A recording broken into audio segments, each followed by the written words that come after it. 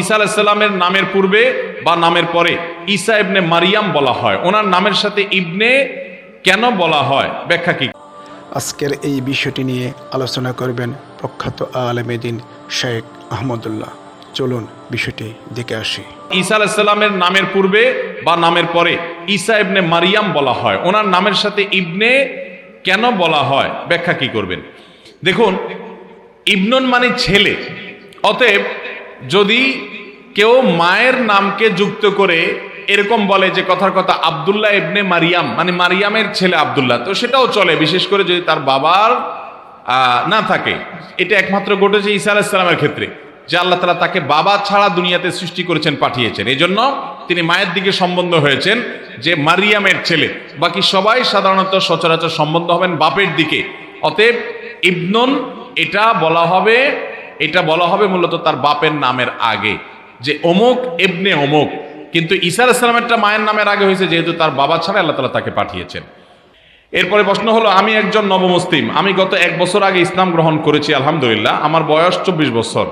আমি আর্থিক সমস্যার কারণে পরিবারের সাথে থাকি এবং খাবার পরিবারের সাথে খাই, এটা কি জায়েজ হবে? আমার পরিবার এর সবাই মেনে নিয়েছে, আমার মতো করে আমাকে ইসলাম পালন করতে দেয়, কোনো সমস্যা হয় না। দয়া করে আমাকে কিছু নসিহা করুন। ভাই আব্দুল্লাহ উনি লিখেছেন, একজন নবমুসলিম ভাই। খুবই ভালো লাগলো আপনার প্রশ্ন পড়ে ভাই। আল্লাহ রাব্বুল আলামিন আমাদের ভাইকে ইসলামের উপরে, ঈমানের উপরে অটল অবিচল থাকার তৌফিক দান করুন, বলুন আমিন।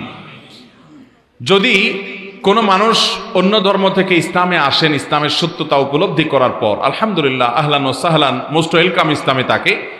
তার যদি বাবা মার সাথে তিনি বসবাস করেন, ইসলামের দৃষ্টিতে কোনো নিষেধ নাই।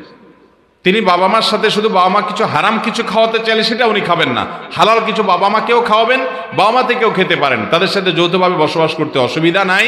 বিশেষ করে সেখানে যদি তার ধর্ম পালনে, ইসলাম পালনে, নামাজ কালাম ইত্যাদিতে বাধা সৃষ্টি না হয়, তাদের সাথে থাকাতে কোনো সমস্যা নেই, বরং বাবা মার সাথে আরো সুন্দর আচরণ করতে হবে।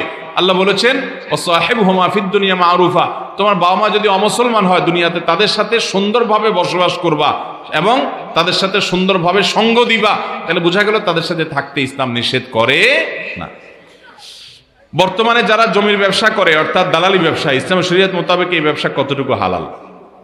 দালালি ব্যবসা যেটাকে আপনারা বলতেছেন, এটা ইসলামে কতটুকু হালাল? যদি দালালি ব্যবসাটা এরকম হয় যে আপনি নিজে থেকে জমি খোঁজ করলেন, আরেকজনকে সন্ধান দিলেন, কাগজপত্র চেক টেক করে দিলেন, তাহলে সেক্ষেত্রে তিনি খুশি হয়ে